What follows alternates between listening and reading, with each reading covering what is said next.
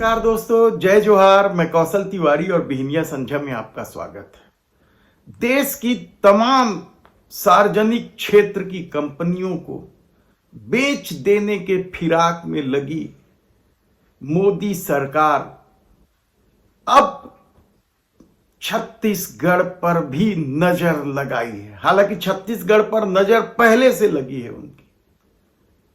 हसदेव के जंगल जिस तरीके से काटे जा रहे हैं, अडानी को कोयला के लिए जो ठेका मिला है, उसके चलते मध्य भारत का फेफड़ा कहलाने वाला यह क्षेत्र रेगिस्तान में धीरे धीरे तब्दील हो रहा है। तमाम तरह के पर्यावरणविद अपनी रिपोर्ट सौंप चुके हैं, लेकिन डबल इंजन की सरकार है, यानी कोई बाधा नहीं है अडानी के खेल में, न ही मोदी सरकार के खेल में। ऐसे में आने वाले दिनों में क्या नगरनार स्टील प्लांट को भी बेच दिया जाएगा? हालांकि सरकार अभी तक इस बात का खंडन करते रही है, एनएमडीसी भी इस बात का खंडन करते रही है, लेकिन सत्ता का अपना चरित्र है और जो सरकार हर चीज बेच देने में आतुर है, जल, जंगल, जमीन, खदान, सड़क, रेल, ट्रेन, बस, बंदरगाह, किसी का भी नाम ले लीजिए, सब कुछ बेच देने में माहिर मोदी सरकार की नीयत फैरो स्क्रैप निगम लिमिटेड पर पहले ही लग चुकी थी और इसके बेचे जाने को लेकर लगातार यहां के कर्मचारी और भिलाई के लोग आंदोलित थे। इस आंदोलन के चलते मामला टलता जा रहा था। मुनाफे में चल रही है यह कंपनी। केंद्र अब बहाना भी नहीं बना सकती कि घाटे में चल रही थी इसलिए बेचे।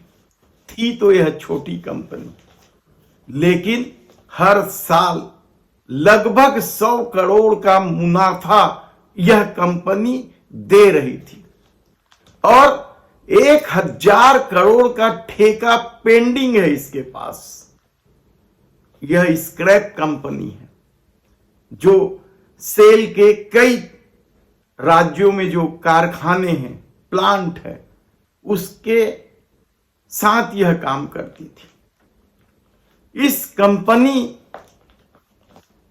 के पास कहा जा रहा है कि 250 करोड़ रुपए से अधिक की तो अपनी संपत्ति थी। इसे घाटे में लाने की भी कोशिश की जा रही थी ताकि इसे बेचा जा सके, लेकिन यह कंपनी लगातार फायदे में चल रही थी और इस कंपनी को खरीदने के लिए कई लोगों की नीयत लगी थी। मित्र प्रेम के इस दौर में किस तरीके से गलबैयां की जाती है, देश के भी कारपोरेट घरानों से और विदेशों से भी, यह किसी से छिपा नहीं है।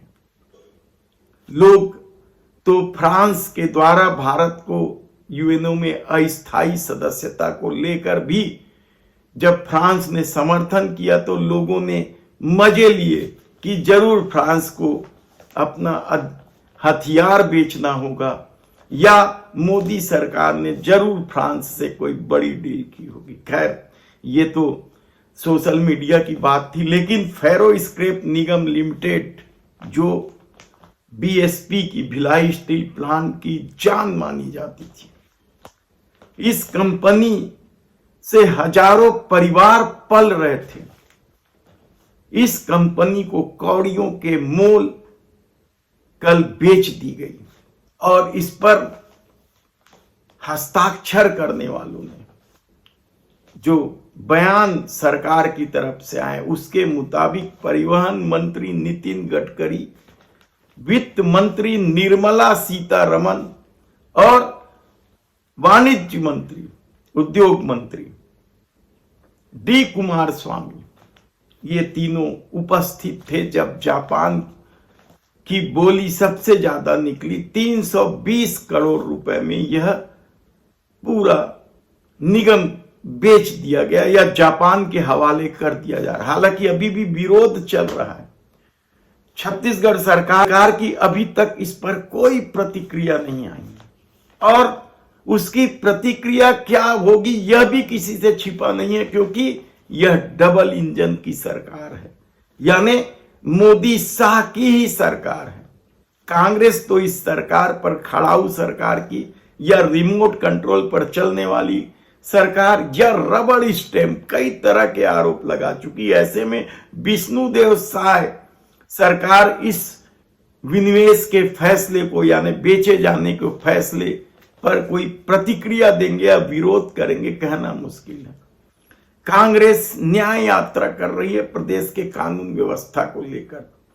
कांग्रेस की तरफ से भी अभी तक कोई प्रतिक्रिया नहीं आई है। हम कोशिश कर रहे हैं किसी बड़े नेता से बात करें। और भिलाई में इस मामले को लेकर बवाल मचा हुआ है। पहले ही आंदोलनरत कर्मचारी अधिकारियों के हौसले पस्त हैं और इस निगम में ठेका पद्धति से जो मजदूर काम करते थे उनका क्या होगा, उनके भविष्य को लेकर बड़ी चिंता भिलाई के जागरूक नागरिकों ने हमें पत्र लिखकर किया है। लोग नाराज है, यहां तक कि भारतीय जनता पार्टी के कुछ नेताओं ने भी इस फेरो स्क्रैप निगम लिमिटेड को बेचे जाने का चुपचाप विरोध कर रहे हैं। लेकिन मोदी शाह की धमक के सामने खुलकर विरोध करने की ताकत इसलिए भी नहीं है क्योंकि स्टेट में भी भाजपा की सरकार है और हर कोई मलाई खाना चाहता है। ऐसे में सत्ता के खिलाफ जाकर बैर लेना हर किसी के बस की बात नहीं है। और सबसे बड़ी बात, इस कंपनी का शेयर कल 729 रुपए था, यानी शेयर मार्केट में भी इस कंपनी की अपनी इमेज है।